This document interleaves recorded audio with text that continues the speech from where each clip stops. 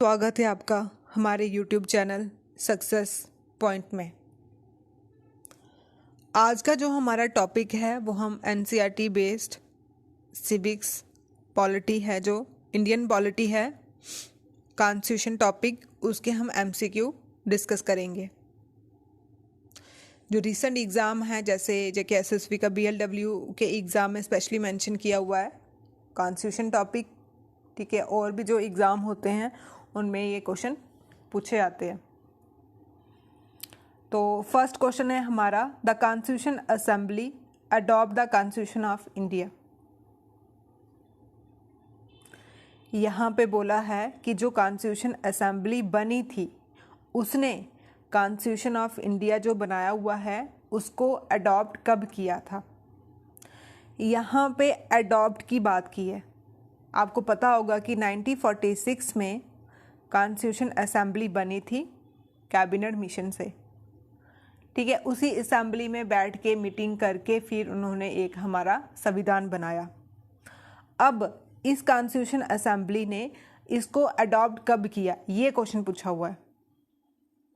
ये किया था 26 नवंबर 1949, ठीक है।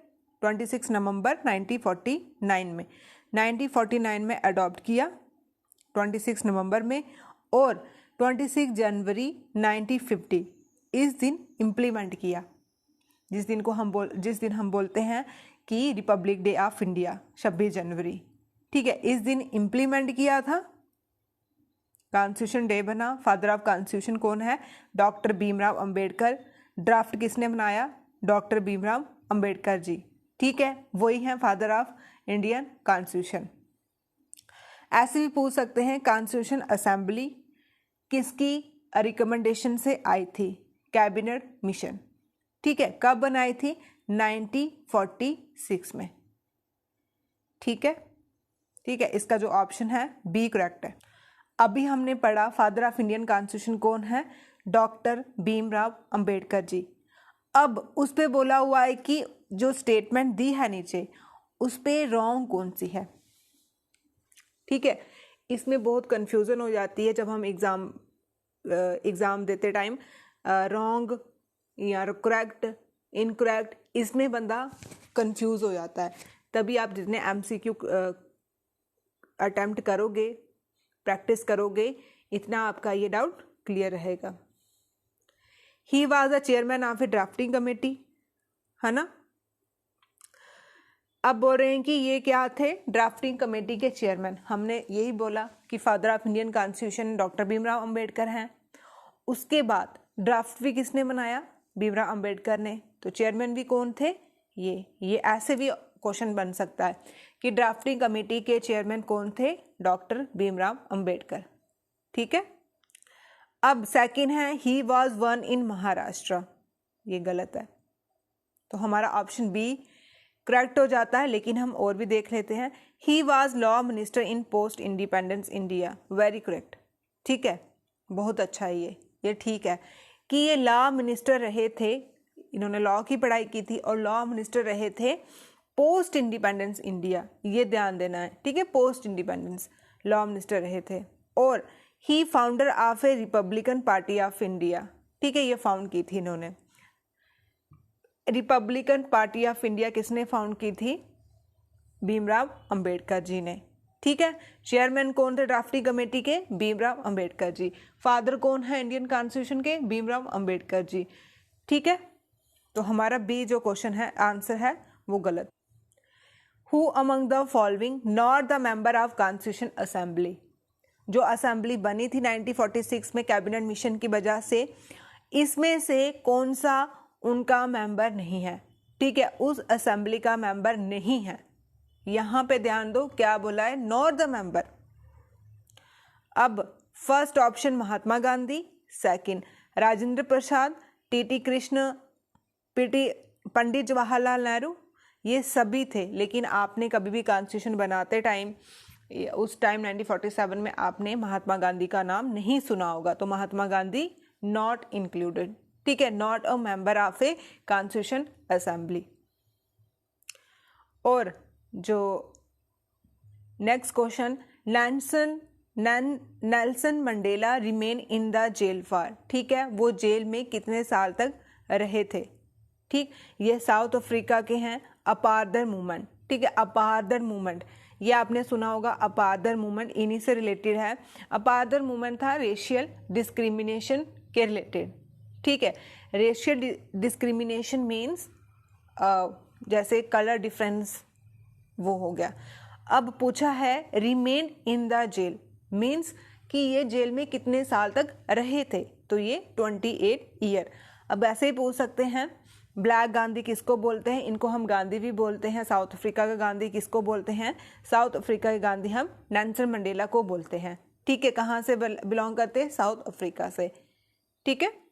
अब नेक्स्ट क्वेश्चन है how many member had the constitution assembly that wrote the Indian constitution.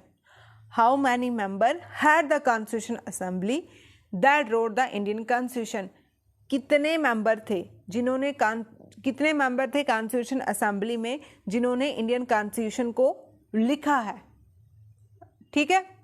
ये क्वेश्चन एसआई के एग्जाम में भी पूछा था। एनसीईआरटी को अच्छे से पढ़ोगे तो all clear.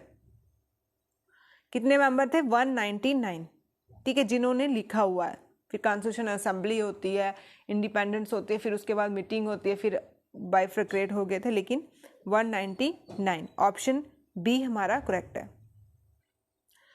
Which of the following term is not included in the preamble of A Indian constitution.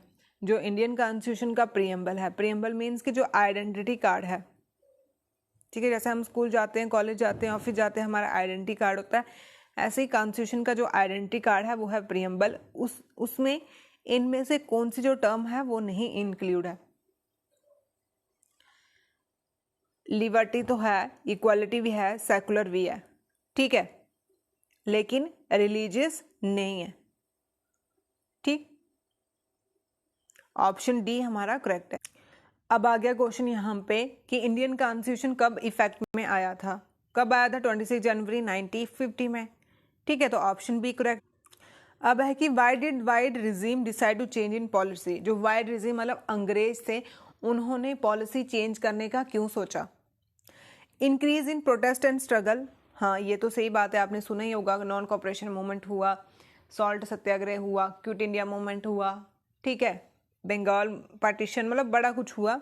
उसके बाद government realise repressions was become difficult, ये भी करेक्ट है। राइज ऑफ सिंपैथी तो कभी नहीं थी उनमें, तो हमारा option A and B correct हो जाता है। When did South Africa become a democratic country, ठीक है, जो साउथ अफ्रीका थी वो कब डेमोक्रेटिक कंट्री बनी। ये बनी थी 26 अप्रैल 1994 में, 1994 में, ये याद रखना, ठीक है, अभी रिसेंटली 1994 में। ऑप्शन बी हमारा करेक्ट है। अब नेल्सन मंडेला की ऑटोबायोग्राफी का नाम बताना है। वो थी लॉन्ग वॉक टू फ्रीडम, ठीक है, बहुत लॉन्ग वॉक की उसने आज़ादी के लिए, ये थी उनकी ऑटोबायोग्राफी। ऑप्शन ए हमारा करेक्ट है। What did the white minority want from the new constitution, ठीक है, जो white minority थे वो न्यू कॉन्स्टिट्यूशन क्यों चाहते थे। अब माइनॉरिटी का मतलब होता है, एक मेजोरिटी होती है, माइनॉरिटी मतलब 100 है, इनमें से 80 टॉफ़ी हैं और 20 चॉकलेट है, तो माइनॉरिटी कौन है, चॉकलेट 20, ठीक है, जो कम हो उनको। तो न्यू कॉन्स्टिट्यूशन क्यों चाहते थे, क्योंकि वो अपने प्रिविलेज और प्रॉपर्टी को प्रोटेक्ट करने के लिए, है ना। कोई नई चीज़ क्यों चाहेगा, उनको अपनी सेफ्टी प्रोटेक्शन के लिए। ऑप्शन ए हमारा करेक्ट है। इनमें से कौन सा सेंटेंस जो करेक्ट है, all country have constitution necessary democratic, all country democratic necessary have constitution, या दोनों ही ठीक है। All country that have constitution are necessary democratic, ये वाला देखो ठीक है, आप खुद ऑल कंट्री हैव कॉन्स्टिट्यूशन और उसको डेमोक्रेटिक की ज़रूरत है। अब ये थोड़ी ना है कि पहले डेमोक्रेटिक फिर कॉन्स्टिट्यूशन, मतलब पहले रूल होना चाहिए फिर उसको आगे इम्प्लीमेंट करो, तो ऑप्शन ए हमारा करेक्ट। अब है जो हमारे इंडिया में सोशलिस्ट इकोनॉमिक है ना, सोशलिस्ट जैसे वेलफेयर स्कीम आ गई, पेंशन स्कीम आ गई, ये जो इकोनॉमी है ये हमने कहाँ से इंस्पायर होके ली है।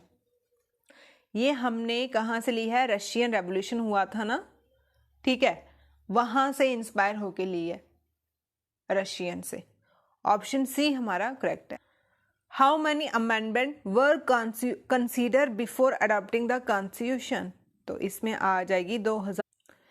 Who among this leader was bitter and critic of Mahatma Gandhi? इनमें से कौन से लीडर ने महात्मा गांधी को बिटर क्रिटिक किया हुआ है? तो ये हैं भीमराव अंबेडकर जी। डॉक्टर भीमराव अंबेडकर बुरी तरह से क्रिटिसिज्म किया है, ठीक है, आलोचना की है इनकी। The constitution began with a short statement of a basic value is called, that mean identity card. Identity card में भी बेसिक वैल्यू शॉर्ट स्टेटमेंट में दी होती हैं कि हाँ इस स्कूल का बच्चा है, इस स्कूल में पढ़ता है, नेम, क्लास, तो उसी को हम प्रियम्बल बोलेंगे, है ना। ऑप्शन बी हमारा करेक्ट है। प्रियम्बल ओरिजिन हुआ था ऑब्जेक्टिव रेजोल्यूशन जो नेहरू जी ने दिया था, पंडित जवाहरलाल नेहरू जो हमारे फर्स्ट प्राइम मिनिस्टर थे। इनमें से कौन सी कंट्री है जो रिपब्लिक है? ठीक है, जहाँ पर रिप्रेजेंटेटिव चुन के आते हैं, जैसे हमारे प्रधानमंत्री चुन के आते हैं, रिप्रेजेंटेटिव चुन के आते हैं, ठीक है। यूएसए भी है, इंडिया भी है, साउथ अफ्रीका भी है, ठीक, ऑल द अबव। 1994 में साउथ अफ्रीका डेमोक्रेटिक बना। सॉवरेन स्टेटस का मतलब क्या है? इंडिया को सॉवरेन स्टेटस दिया है, उसका मतलब क्या है? राजा नहीं बोल सकते। The government only can decide internal and external policy. India के अंदर की पॉलिसी और इंडिया के बाहर जो हमने पॉलिसी करनी है वो एक इंडिया खुद डिसाइड कर सकता है, उस टर्म को हम बोलते हैं सॉवरेन। ऑप्शन सी हमारा करेक्ट है, ठीक है। Which are the following day celebrate to mark enforcement of constitution? तो आप सभी को पता है वो कौन सा है वो? Republic day. अब कुछ हम लीडर देख लेते हैं। कन्हैयालाल मणिकलाल मुंशी कौन थे? स्वतंत्र पार्टी के founder. Jawaharlal Nehru advocate socialism, democracy and imperialism. Somnath Lahiri leader of a communist party of India, founder कौन थे इसके? एम.एन. रॉय, ठीक है। Baldev Singh defence minister of a union cabinet. Jaipal captain of a first national hockey team. Rajendra Prasad 3 time president of a Congress. Abul Kalam Azad education minister in the first union cabinet, ठीक है। ये थे कुछ कॉन्स्टिट्यूशन एनसीईआरटी के क्वेश्चन। Thank you.